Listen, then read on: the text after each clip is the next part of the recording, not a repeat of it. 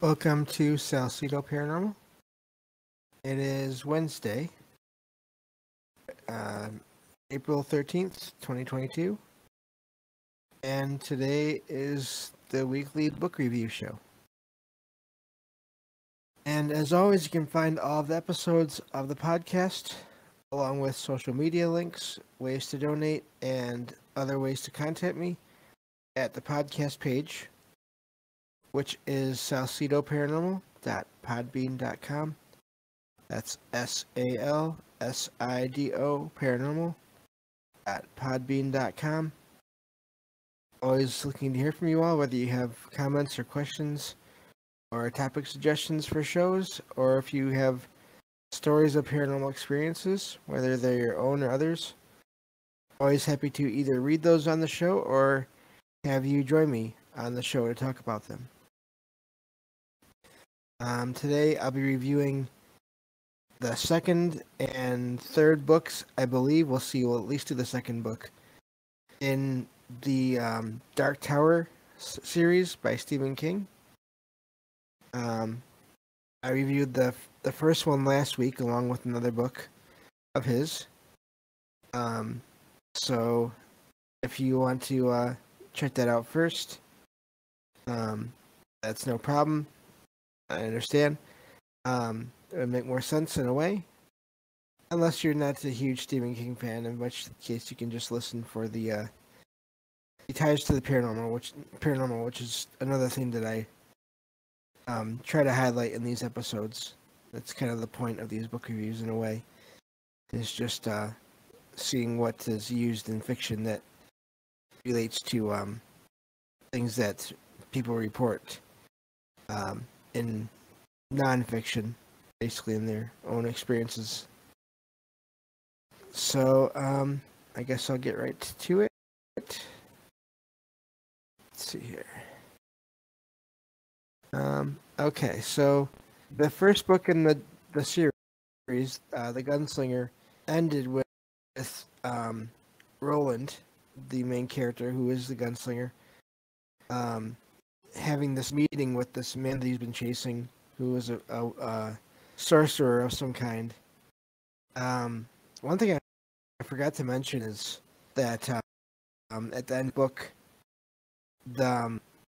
there was a direct reference to a tarot reading that this sorcerer gave Roland,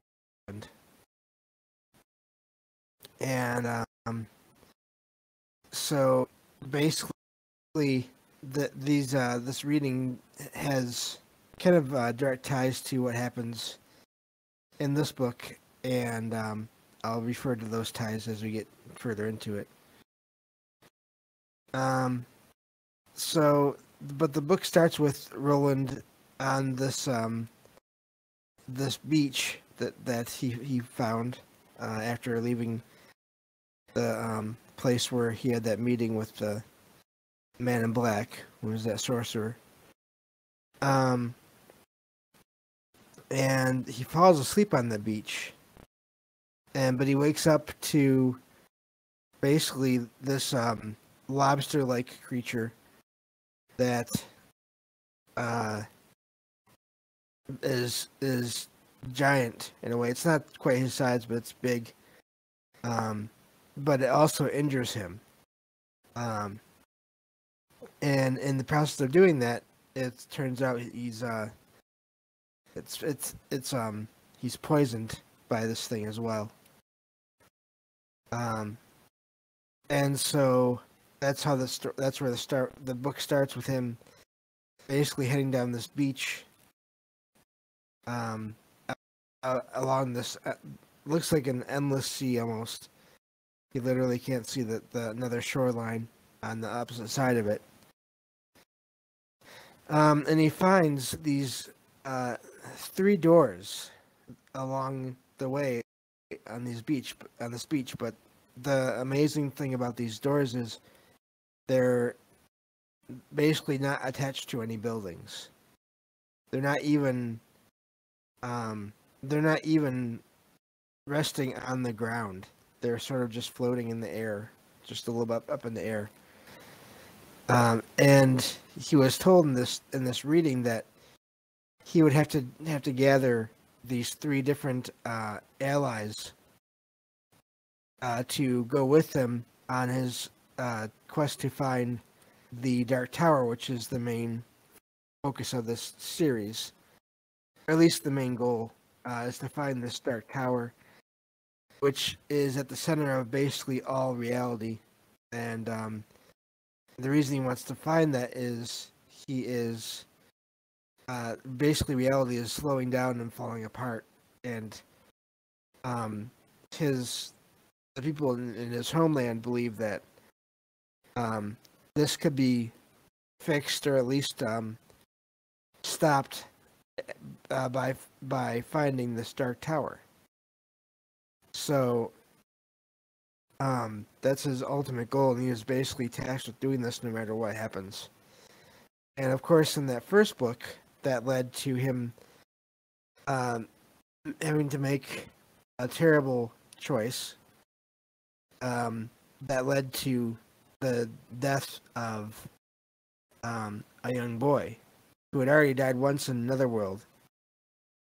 It appears that, at least for that boy, dying basically somehow just took him to another world, or transferred him to another world. I'm not even really sure how. It doesn't explain how.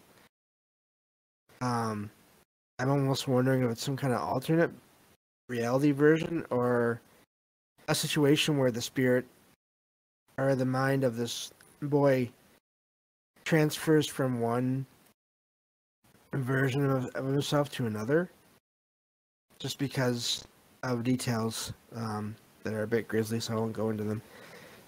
Also, I forgot to mention in the beginning of this, there will be spoilers, because I'm reviewing these books to highlight connections to the paranormal and supernatural. So there are going to be spoilers. So just keep that in mind.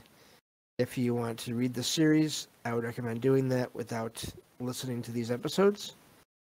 At least live or before you read those books. But so just again, there are spoilers. There are going to be spoilers.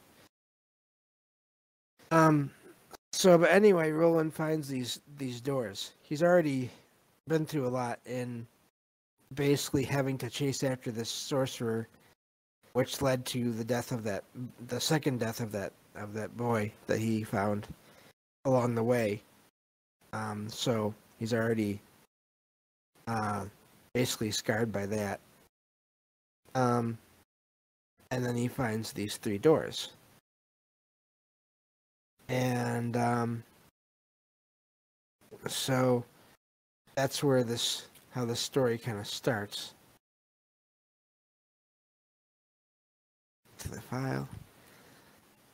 Now each door opens onto a different point in time on Earth, basically in the relatively same time period, but each door takes them to a time 10 to 15 years, basically one after the other. There's three different points in time, but they all take place. He's basically, each time the door opens, he finds himself in New York City, which he doesn't know, because the world that he's from, it's never really, I don't think it's ever really stated as what world it is, but I'm pretty sure, based on what the rest of what I've read and heard and everything, it is Earth, but it's Earth from another time. Probably more so in the far, far future than in, like, let's say our time, or roughly our time. So this is centuries ahead of where we're at now, because the stars, the constellations, don't even look the same in that world, in his world, as they do in ours. So, oh yeah. So here we go. So the three different times that the doors open into are 1987, 1964, and 1977. And each one leads to one of these people that he's supposed to bring back to help him go on his quest for the Dark Tower to basically fix all of reality. And now keep in mind, from here on out, it's going to get a little bit darker. This is Stephen King. He does go into some darker stuff. Just pointing that out there for everyone. But the first door, it's leads to. Let's see here. I lost my spot in the. So the first each of these doors has a label above it or on it, but at the top of the door, that is corresponds with a card from this that sorcerer's tarot deck. Now that deck, as far as I know, is not a regular deck. It has different cards from. I believe it even says in there it's from different cards he's picked up in his travels. And so this first door, the name of this first door is The Prisoner. And so basically when Roland opens this door, he basically can see through Eddie's eyes. These doors are portals, but they're also like they're more portals into the mind of the person that Roland is supposed to bring back. And when he goes to the door, excuse me, he ends up basically leaving his body. It's almost like a strange kind of astral time travel thing. And his body basically stays behind on the beach. And his mind or his consciousness goes into the body and the mind of the person he's supposed to go and bring back into his own world.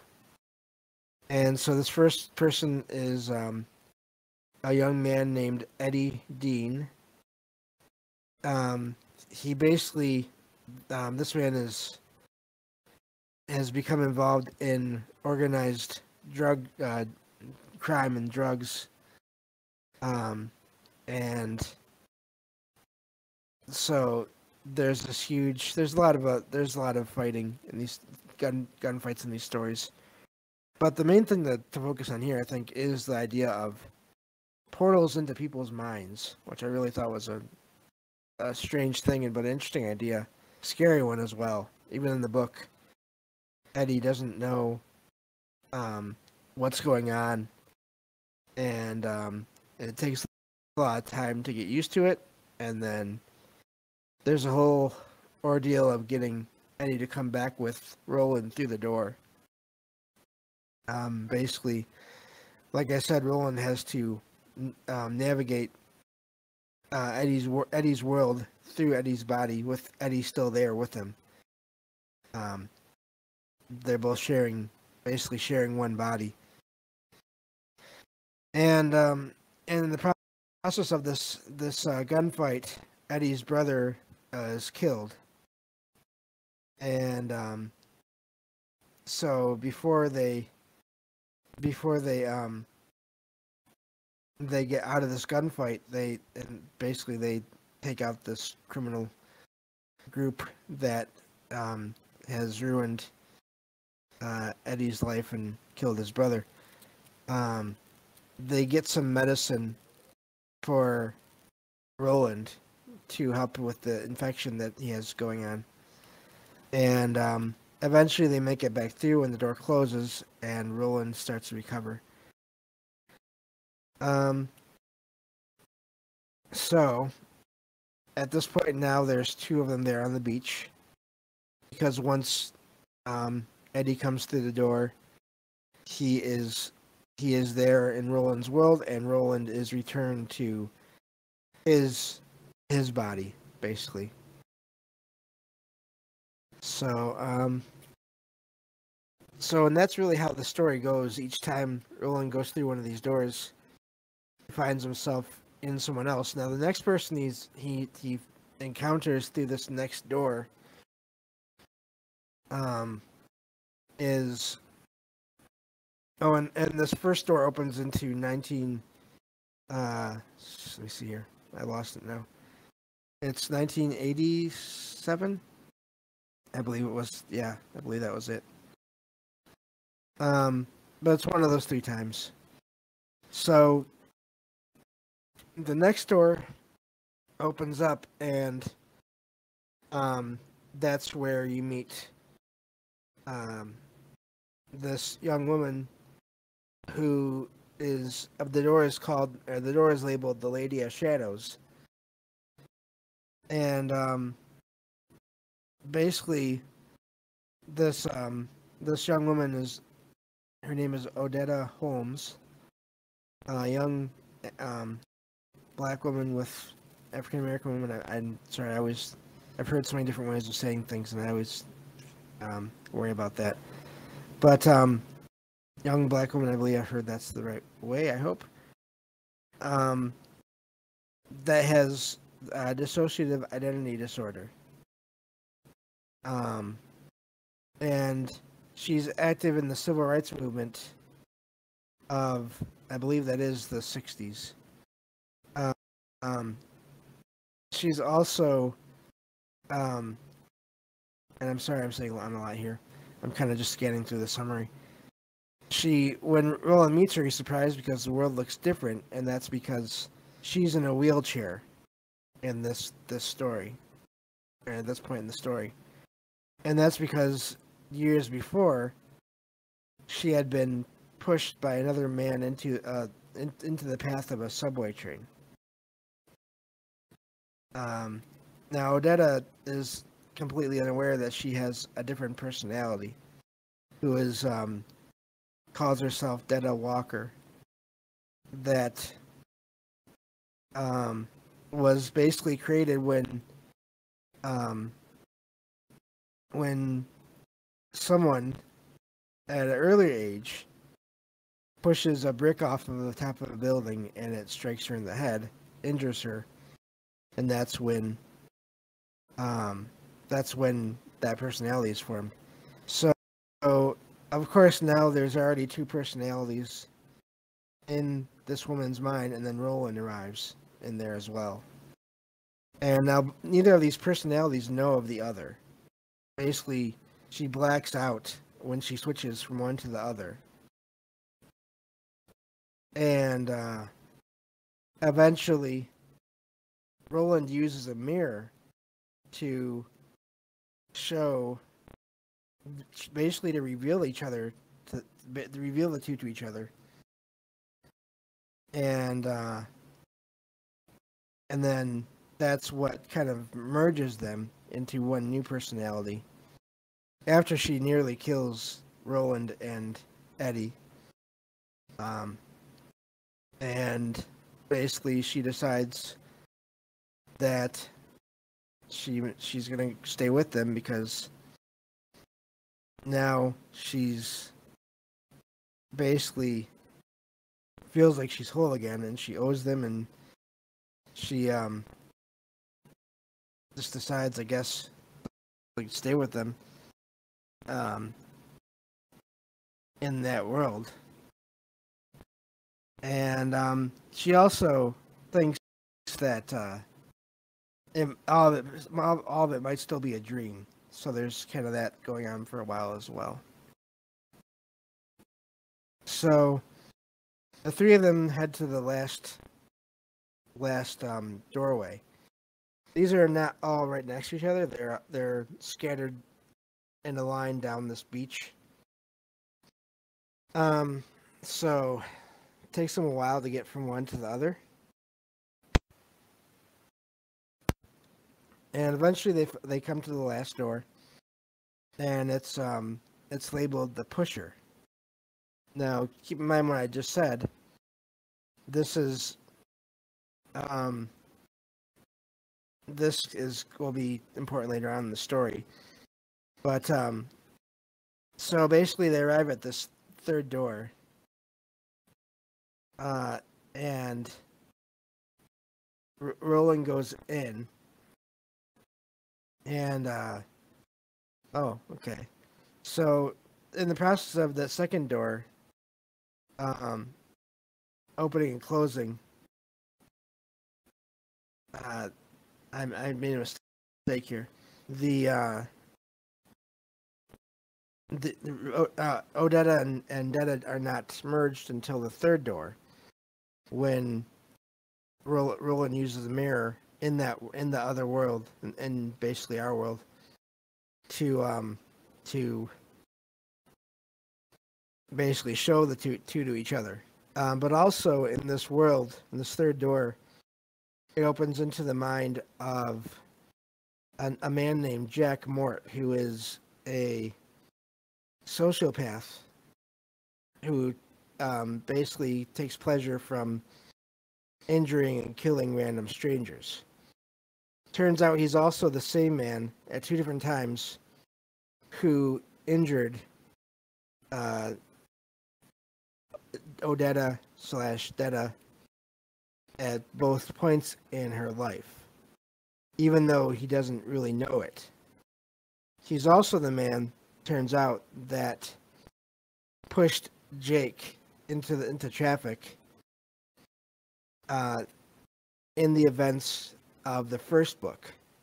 And that's how Jake arrived in Roland's world in the first book. So, Roland arrives in Jack's mind and body just before Jack is about to push Jake, the boy, into traffic and stops him from doing that. And so, through controlling Jack more, because at this point Roland has realized he's controlling a murderer, and so he uses, and it's kind of, I don't know, it's there's some dark humor in there. He uses Jack to get the medicine and he needs, and then ammunition also that Roland needs to survive, because the thing is, at night, the more and more of these lobster creatures are come onto the shore, and then they go back into the ocean in the morning. So every night, all three of them are in danger, and Roland is running out of ammo. So Roland goes back to his world, and basically arranges it so that Jack gets killed by the same subway that Jack used to injure Odetta. So basically, this is when Odetta and Detta, their personalities merge into Susanna, and Susanna basically takes saves Eddie, and the group comes together and goes away from the doors and the beach where these creatures are at, and and that's where basically the book ends, with Eddie and Susanna starting to fall in love, and partly because both of them owe their lives to Roland, but he's also aware that he may eventually end up sacrificing them the way he sacrificed Jake, who is now alive in his own world, even though and this is kind of getting into the beginning of the third book, but he has memories of everything that happened. And so that leads to the end of that book and the beginning of the third book, where both Jake and Roland have these conflicting memories in their minds, and it's slowly starting to drive them crazy as well. So that's the end of the second book. One moment here. Okay, so let me look at the time. All right, so we're already 25 minutes in, and I do not think I can summarize the third book in less than 15 minutes, because it's even bigger than the second book was. Um, so I think we're gonna have to leave it here for today. Um, yeah. Matt says the book sounds wild. I haven't read it. Yeah. No, this whole series is wild. As I said before in other episodes, this whole series mixes so many different things together. The paranormal, the basically a Western kind of motif, um, fantasy, science fiction, different points, um, almost consciousness, kind of horror, ghost kind of stuff in there as well. Time, time anomalies and timelines and parallel universes and alternate universes. All of that is intertwined in this series. Um, and I've said before too, there are parts of the series I don't care for as much as other parts, but overall, the whole story is just. I think overall it's pretty well done, and so I would definitely recommend it. It's quite the journey because it's 7 books, and then they released one after. He released one after that goes in the middle. It's 7 books, and they came out over several years. I'll have to get a timeline of when they were all released, and maybe share them here in the chat. But but yeah, it's an amazing story. I really did enjoy it the first time I read it. There are some scenes, like I said, I don't care for, but overall, I do enjoy the series. I used to listen to it, like at least parts of it, like every other. I kind of had favorite books that I would listen to. I used to listen to it like once a year, once every other year, for a while. Um, it's not so much anymore now that I have the podcast to keep me busy, but yeah. So I think that'll cover it for today. Tomorrow will be more true paranormal stories from the web, and then I'm still not sure what I'm doing Friday yet. I will let you all know as soon as I figure that out. No worries either way. There will be a show one way or another about something, and so I think that's where we'll end it for today. Thank you all for listening, whether you're here for the live stream or you listen to the podcast feed or the YouTube feed. Always appreciate all of your support. I think that basically covers everything. So I will talk to you all tomorrow night on the next episode of Salcedo Paranormal. Take care.